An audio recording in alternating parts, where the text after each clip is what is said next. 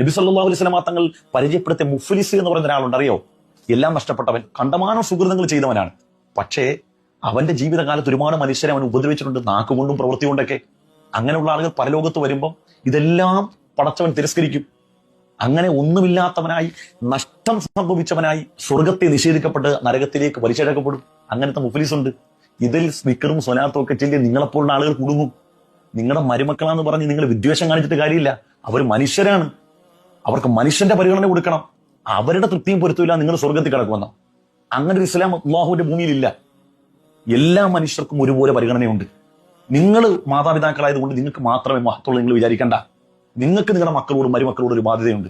ആ ബാധ്യത നിറവേറ്റാതെ ഞാൻ ബഹുമാനിക്കപ്പെടേണ്ടവരും ആദരിക്കപ്പെടേണ്ടവരുമാണ്, എല്ലാവരും എന്റെ അടിമകളായിക്കോളൂ, എന്നെ എല്ലാവരും ഇങ്ങനെ കുനിഞ്ഞു കിടന്ന് ബഹുമാനിച്ചോളൂ എന്ന് വിചാരിച്ചിട്ട് മറ്റുള്ളവന്റെ തോളെ കയറണ്ട. ഇത് പുതിയ യുഗമാണ്.